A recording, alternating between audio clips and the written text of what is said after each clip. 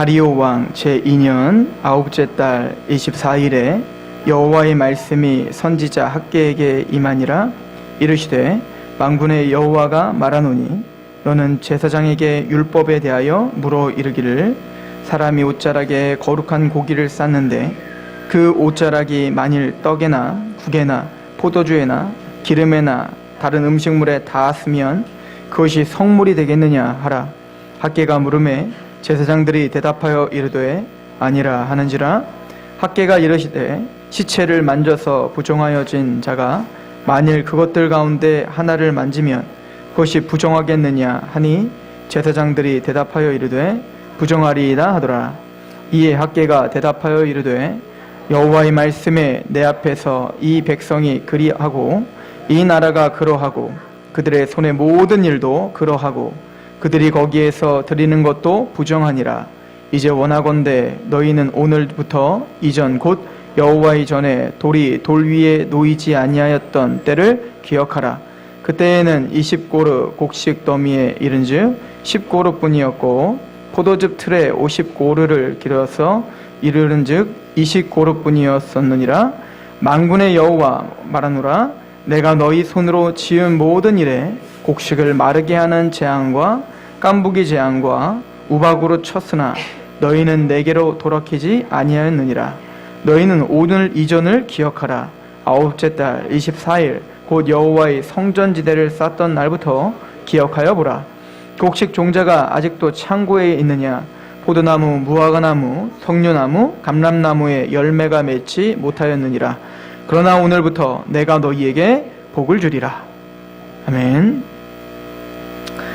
그러나 오늘부터 내가 너희에게 복을 주리라.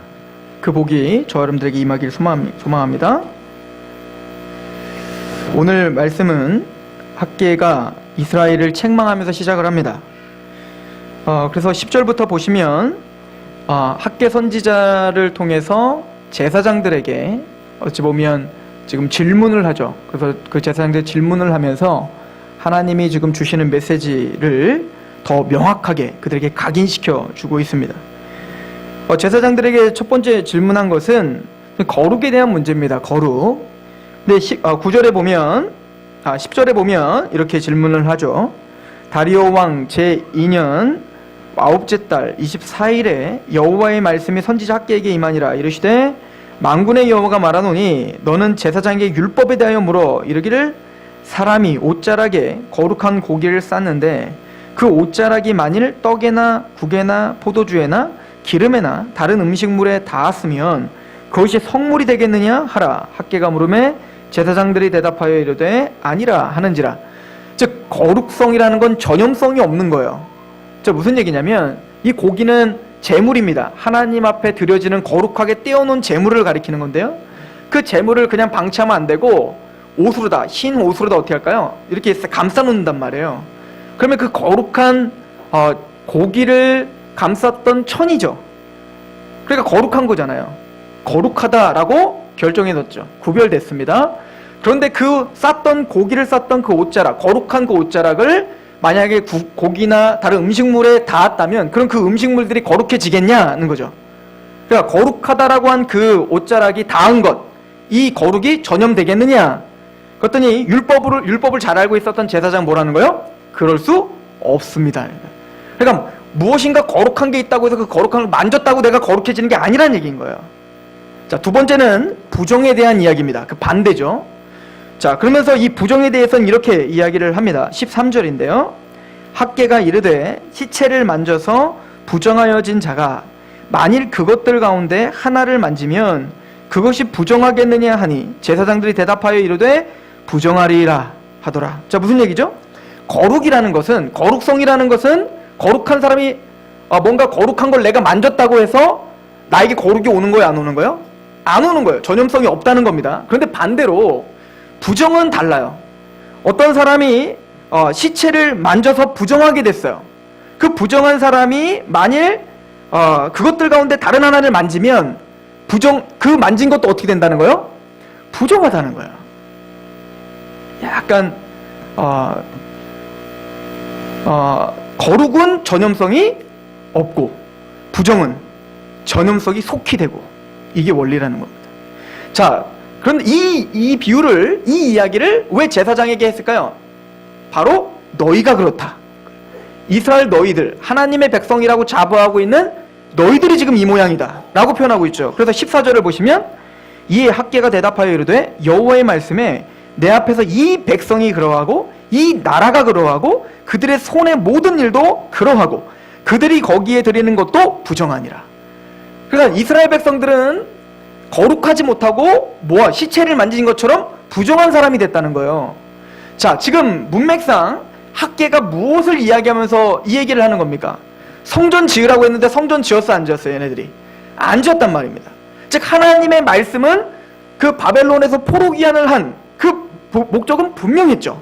뭐죠? 성전을 재건하라 였단 말입니다. 그런데 그 이스라엘 백성들은 성전을 재건하는 하나님의 말씀은 어겨버리고 자신들의 완벽한 집만 짓고 있었단 말입니다. 나의 것만 지금 집중하며 살았단 말이에요. 하나님이 주신 사명, 하나님이 주신 그 말씀은 경홀히 여기고 그게 그를 부정하게 했다는 겁니다. 그러니까 너희가 지금 부정하다는 거야. 하나님이 지으라 했던 그 성전을 짓지 않은 것, 하나님의 말씀에 순종하지 않은 게 뭐라는 거예요? 부정하다는 거예요. 그러니까 너희가 그렇게 부정하게 됐는데 너희들이 만지는 것마다 그럼 뭐다? 부정하다 이거예요. 그럼 거룩은 무슨 얘기일까요? 지금 이 사람들이 하나님의 말씀은 순종하지 않으면서도 제사는 드렸어요. 이해가십니까?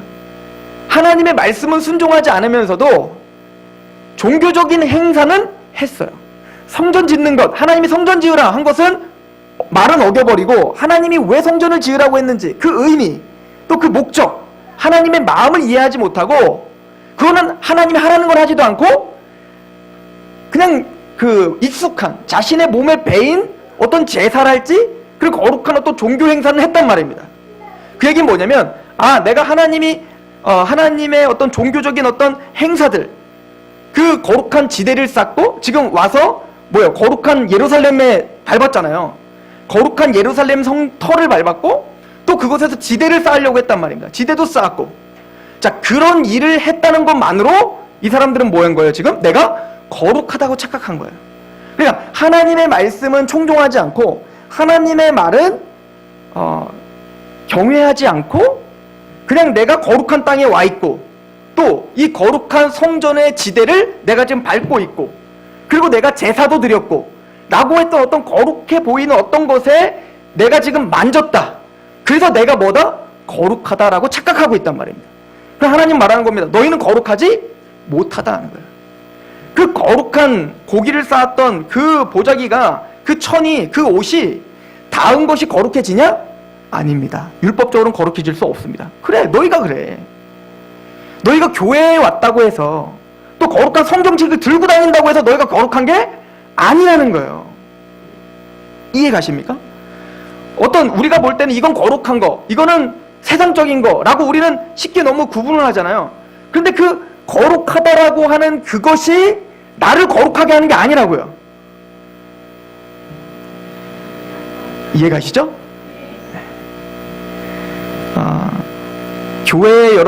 교회에 소속됐다고 해서 여러분들이 거룩한 겁니까?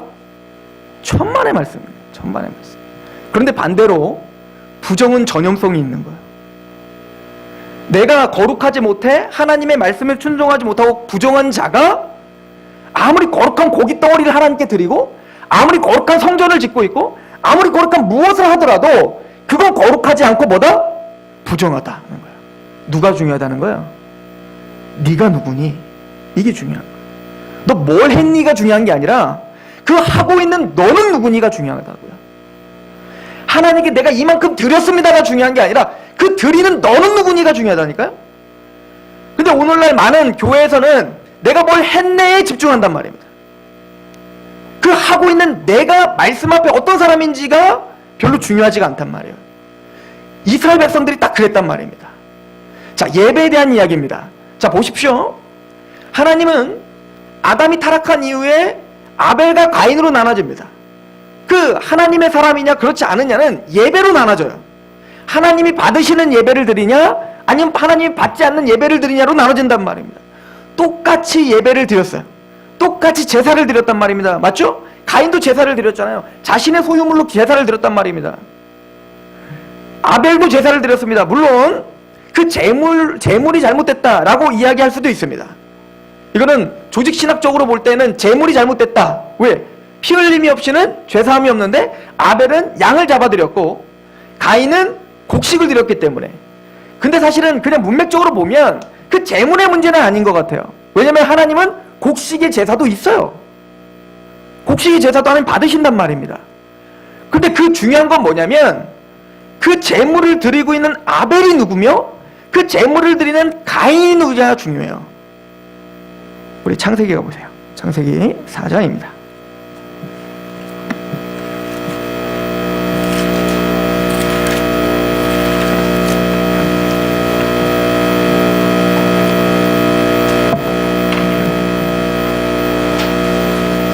창세기 4장 4절입니다.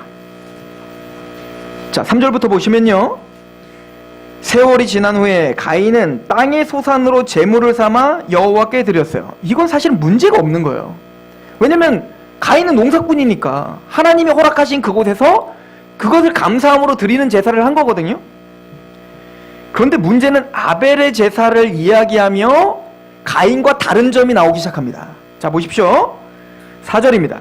아벨은 자기도 양의 첫 새끼와 그 기름으로 드렸더니 가장 귀한 걸 드립니다. 그죠? 아벨은 양을 드릴 때 그냥 양을 드린 게 아니에요. 첫 소산물을 드립니다. 가장 귀하고 합당한 걸 드려요. 자, 그래서 뭐라고 성경은 기록되어 있는지 보십시오. 4절 같이 한번 봅시다. 시작.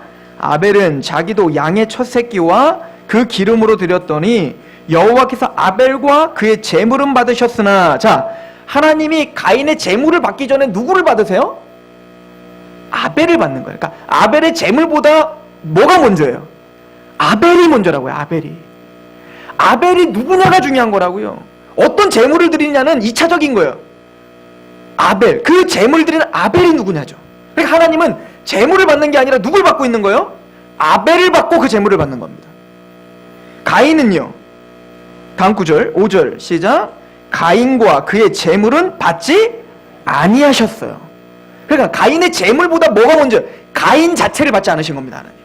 그러니까 아벨이 만약에 그 땅의 소산을 드렸다면 하나님은 아벨의 그 땅의 소산도 받으셨을 것입니다. 하나님은 그 제물이 아니라 아벨을 받으신 거고 가인을 받지 않은 겁니다. 왜일까요? 그 이유를 설명해 주고 있어요. 그 태도를 보면 알아요. 가인이 지금 어떤 태도인지 보십시오. 자, 5절을 보면 가인과 그의 제물은 받지 아니하신지라 가인이 몹시 분하여 안색이 변했어요. 이거 자주 제가 언급했잖아요. 그죠? 가인은 하나님이 받지 않았다면 자신의 무엇을 점검해야 됩니까? 자신의 신앙을 점검해야 되고 자신의 마음을 점검해야 되고 자신의 재물을 점검했어야 됩니다. 그런데 그 원망을 누구에게 돌리고 있냐면 하나님께 돌리고 있는 거예요. 하나님이 잘못했다는 겁니다. 그리고 안색이 변하는 겁니다. 이 얘기는 뭐죠? 하나님의 말씀에 순복하지 않고 있는 거예요. 내가 더 맞다는 겁니다. 이게 선악과죠. 선악과를 따먹을 때 선과 악의 선택 기준이 당신이 아니라 누구라는 겁니까? 나라는 거예요. 이게 가인의 문제인 거예요. 그러니까 궁극적으로 가인은 제사를 드려야 될 것 같은데 제사는 드렸지만 그 제사를 드리고 있는 가인은 여전히 뭐요? 선악의 판단 기준이 나에게 있다고 생각하는 사람인 겁니다. 그리고는 내 마음대로 되지 않으면 그게 하나님이든 무슨 누구든 안색이 변하고 기분 나빠하는 거예요. 왜? 내 마음대로 안 되니까. 그 욕심이 채워지질 않으니까. 하나님이 그래서 가인에게 이야기를 합니다. 7절 6절 여호와께서 가인에게 이르시되 내가 분하여 함은 어찌 됨이며 안색이 변하면 어찌 됨? 너 왜 삐졌니? 이거죠. 너 나한테 왜 삐졌냐? 그랬더니 7절 내가 선을 행하면 어찌 낯을 들지 못하겠느냐? 선을 행하지 아니하면 죄가 문에 엎드려져 있느니라. 죄가 너를 원하나 너는 죄를 다스려라. 너는 생육하고 번성하고 땅에 충만하고 정복하고 다스리라 한 것처럼 너는 그 죄를 다스려야 될 사람이다. 그 죄에 지지 마라. 깨어라. 전신갑주를 입어라. 오늘 말씀에 연결해서. 그런데 아벨은 그 죄를 다스리라는 명령 앞에 바로 어떻게 했죠? 다음 구절이 아벨을 쳐 죽입니다. 그래서 가인의 제사를 받지 않으신 거예요. 하나님 그 패부를 보신 겁니다. 가인은 그의 삶을 드리는 사람이 아니었습니다. 가인은 그의 말씀, 하나님의 말씀을 청종하는 자가 아니었습니다. 그래서 그 예배를 받을 수 없었던 겁니다. 이게 갈림길이죠. 어찌 보면 이스라엘에게 지금 그 얘기하는 거 아닙니까? 너희가 성전을 짓고 너희가 뭐 제사를 드리고 너희가 할례를 받고 뭐 거룩하다고 하는 거, 그걸 네가 만졌다고 해서, 네가 그 위에 서 있다고 해서 네가 거룩한 거냐? 아니라. 가인아, 네가 제사를 드렸다고 해서 네가 거룩해진 거냐? 아니라 이거야. 넌 부정하다.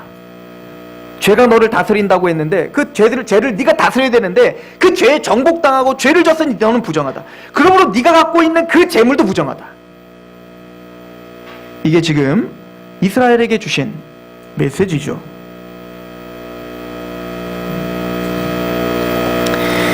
하나님이 기뻐하시는 제사가 무엇입니까? 하나님이 진짜 원하시는 게 뭘까요? 이스라엘 백성들 아직 정신 못 차렸죠. 참 이거 답답해요. 보면 답답한데 이사야를 통해서 그렇게 설명했어요. 그런데 정신 차리던가요? 못 차리죠. 에레미야를 통해서 그렇게 설명했어요. 울면서 에레미야 애가까지 쓰면서 정신 차리던가요? 못 차리죠. 그래서 바벨론을 끌려가더라는 겁니다. 끌려가서 지질이 고생하고 막 울고 막 하나님께 회개하고 했었죠. 그래서 하나님의 은혜 가운데 돌아왔어요. 정신 차리던가요? 못 차리더라는 겁니다. 이게 지금 목이 곧은 백성들 이스라엘들인 거예요. 하나님이 이사야를 통해서 분명히 이 이야기를 반복해서 했었어요. 이사야서 1장 11절 여호와께서 말씀하시되 너희의 무수한 재물이 내게 무엇이 유익하뇨? 나는 순양의 번제와 살찐 짐승의 기름에 배불렀고 나는 숫송아지나 어린 양이나 순염소의 피를 기뻐하지 아니하노라. 너희가 내 앞에 보이러 오니 이것을 누가 너희에게 요구하였느냐? 내 마당만 밟을 뿐이니라.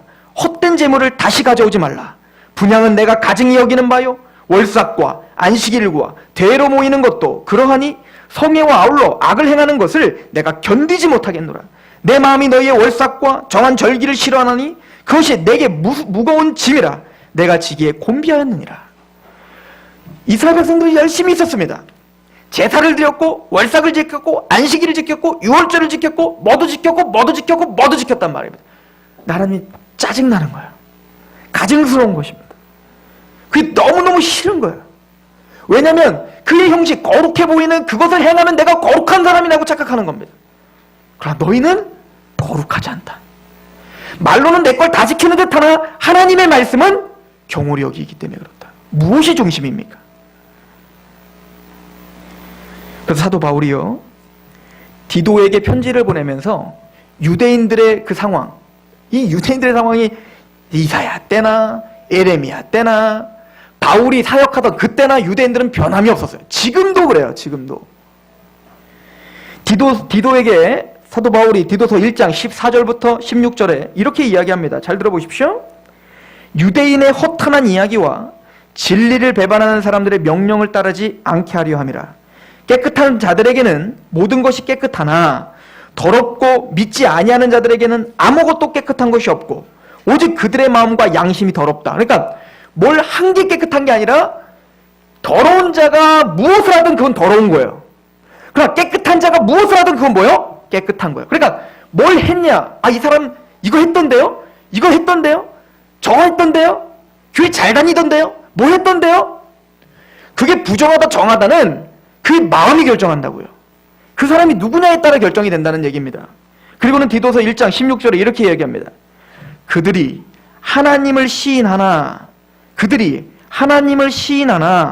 행위로는 부인하니 가증한 자요 복종하지 아니하는 자요 모든 선한 일을 버리는 자다. 말로는 하나님을 시인하나 행위로는 하나님을 부인하는 자요. 이것만큼 가증한 게 없다는 겁니다. 누가? 유대인들이.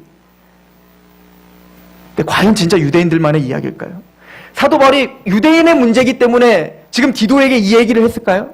그 유대인들의 가르침과 그들의 가증한 일을 따르지 마라. 누구에게? 교회에게. 우리에게도 동일한 경고를 하는 거 아닐까요? 그들이 하나님을 시인하나 행위로는 부인하니 가증한 자요 복종하지 아니하는 자요 모든 선한 일을 버리는 자니라. 사무엘이 사울에게 한 얘기가 있죠. 하나님께서 사무엘을 통해서 제사를 드려야 되는데 너무 늦게 오는 겁니다. 그래서 사울이 제사는 드려야겠고, 왜? 제사를 드려야 내가 승리할 것 같거든요. 제사를 드리지 않고 나가면 왠지 패할 것 같으니까. 근데 조금 더 기다려야 되는데 조금만 더 기다리면 얘네들한테 내가 정복당할 것 같고, 그러니까 지가 막 제사 드리고 나중에 자랑스럽게 내가 제사 드렸습니다 이랬던 거 아니에요? 나중에는 또 하나님 뭐라고 했죠? 아말렉을 다 멸절하라. 한 사람도 남기지 말아라. 근데 그 아말렉의 왕은 또 살려주고 또 거기 진귀한 것들, 좋은 것들은 싹 다 살려놔요. 그리고는 사무엘이 너무 화가 나갖고, 왕이시여, 왜 당신은 하나님의 말씀에 순종하지 않습니까? 그랬더니 뭐라고 말합니까? 아이고, 이거 좋은 거, 정결한 것들이라고. 이 좋은 것들을 다 누구에게 드리려고? 하나님께 드리기 위해서 내가 이렇게 했다는 겁니다. 그때 사무엘이 아주 중요한 이야기를 합니다. 사무엘상 15장 22절이에요. 사무엘이 이르되 여호와께서 번제와 다른 제사를 그의 목소리를 청종하는 것을 좋아하심과 같이 좋아하시겠나이까? 순종이 제사보다 낫고 듣는 것이 순양의 기름보다 나으니 이는 거역하는 것은 점치는 죄와 같고 완고한 것은 사신 우상에게 절하는 죄와 같음이니라. 왕이 여호와의 말씀을 버렸으므로 여호와께서도 왕을 버려 왕이 되지 못하게 하셨나이다 하니. 왕이시여, 그 좋은 것을 가지고 하나님 앞에 제사를 드리고 또 하나님을 경배한다고 하고, 아니요, 하나님 그러고 원하시지도 않습니다. 순종이 제사보다 낫습니다. 그러나 하나님의 말씀을 거역하는 것은 점치는 죄와 같고, 그러니까 제가 만약에 맨날 점 보러 다닌다고 생각해 보세요.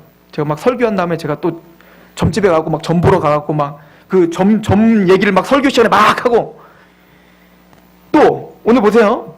완고한 것은 사신 우상에게 절하는 것 같고, 또 완고한 것, 이건 뭐와 같냐면 제가 막 오늘 막 설교하고 내일 또 불교에 가고 막 가서 막 절하고 있다는 걸 여러분들이 봤다고 해보십시오.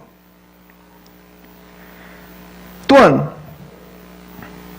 여호와의 말씀을 버렸으면 완고한 것은 사신 우상에 절하는 죄와 같습니다 이렇게 말을 하죠. 즉 하나님의 말씀에 순종하지 않는 것은 점을 치는 것 같고 사슬의 죄와 같다. 사슬의 죄와 같고 또 우상에게 절하는 것과 같다라고 이야기를 합니다.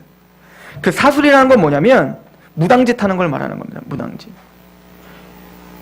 여기 와서 말씀을 전하지 않고 제가 막 빨간 옷, 파란 옷 입고 막 뛰면서 막 쟁치면서, 그럼 여러분들 어떨까요? 기가 막힌 거죠. 근데 그거는 기가 막혀 하면서 하나님 말씀을 청종하지 않는 것은 아무렇지도 않게 여기는 겁니다. 지금 사무엘에게 말하는 거예요. 사무엘이 사울에게 말합니다. 하나님은 제사 원하지 않습니다. 하나님이 진짜 원하시는 제사는 순종하는 것입니다.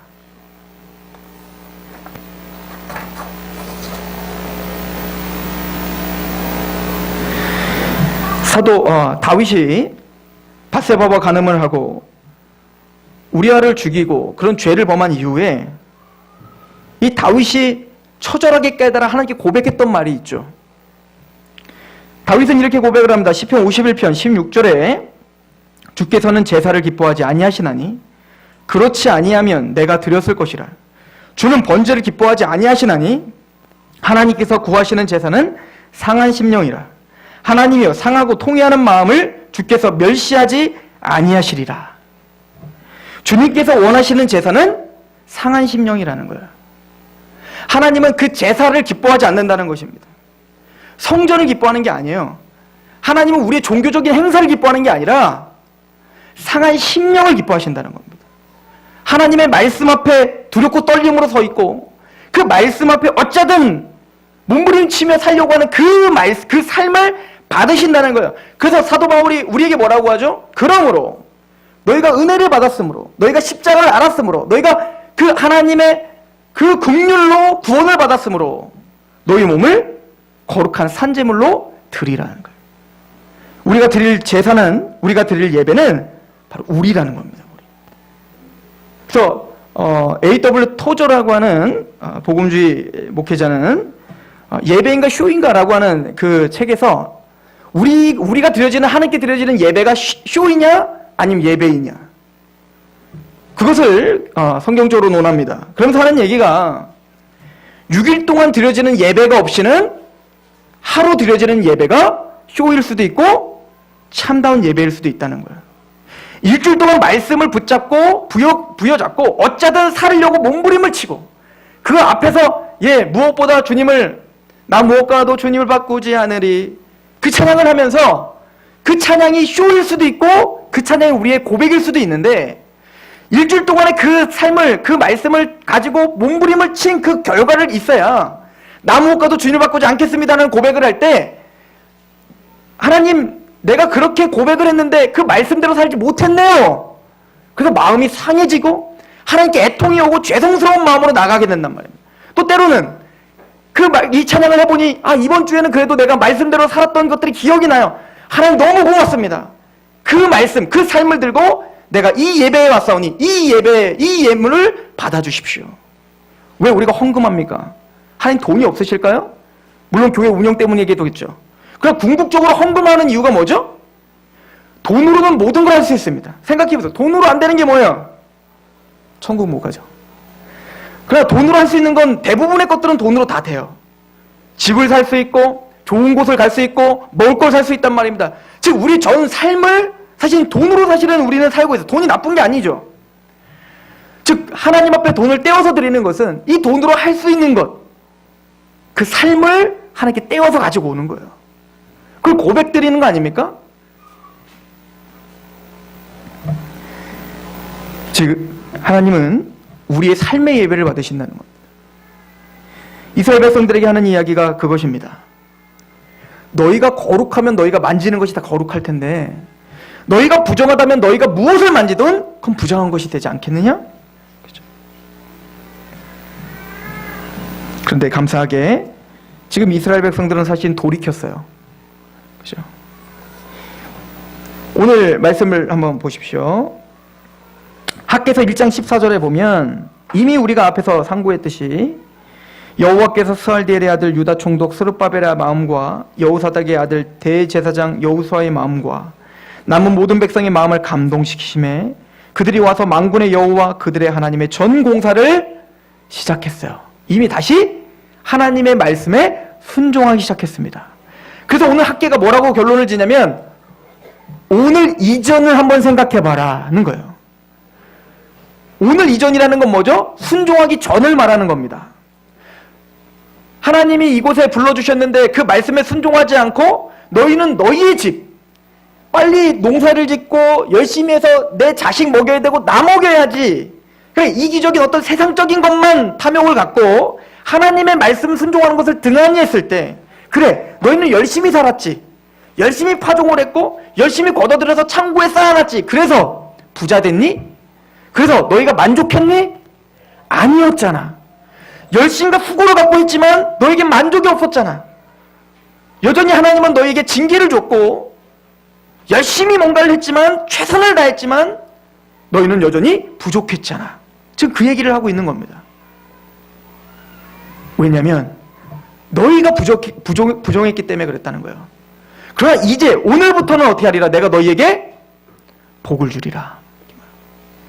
하나님의 말씀 앞에 돌이킨 너희들에게 이제는 봐라. 오늘 이후로 너희에게 뭘 주겠다? 복을 주겠노라 라고 이야기하고 있습니다. 참된 예배자, 삶의 예배, 그 예배로 전향하고 돌이킨 하나님의 백성들에게 하나님은 복을 주실 것입니다. 돌이키게 한 것도 우리는 이미 상고했지만 이게 기적이고 은혜인 거죠. 사실은 제사장과 또 스룹바벨 또 많은 남은 자들이 마음이 감동이 되어 성전 공사를 재개한 거, 하나님이 뭘 주셨다고요? 그 마음을 감동하게 하신 거예요. 오늘 이 말씀이 여러분들을 감동하게 하십니까? 오늘 이 말씀이 여러분들의 삶을 다시 한번 돌아보게 하십니까? 여러분들의 일주일 동안의 삶을 그래 이 삶을 말씀을 가운데 한번 살아봐야겠구나. 하나님이 여러분들의 마음을 열어주신 것입니다. 그리고 오늘부터 것입니다. 그 복이 뭘까요? 그죠? 끝에는 항상 이렇게 해야죠. 복을 막 주신다고 한 다음에 그 복이 뭘까요? 우리 학개서 한번 보십시오. 2장 20절부터 그 복에 대해서 이야기합니다. 그달 24일에 여호와의 말씀이 다시 학개에게 임하니라. 이르시되 너는 유다 총독 스룹바벨에게 말하 이르라. 내가 하늘과 땅을 진동시킬 것이요 여러 왕국들의 보좌를 엎을 것이요 여러 나라의 세력을 멸할 것이며 그 병거들과 그 탄자들을 엎드러뜨리니 말과 그 탄자가 각각 그의 동료의 칼에 엎드러지리라. 만군의 여호와가 말하노라. 스알디엘의 아들 내 종 스룹바벨아, 여호와가 말하노라. 그날에 내가 너를 세우고 너를 인장으로 삼으리니 이는 내가 너를 택하였음이라. 만군의 여호와의 말이니라 하시니라. 다음 주에 우리가 더 자세하게 보겠지만 하나님의 왕국이 세워지겠다는 것입니다. 하나님의 통치가 임하겠다는 것입니다.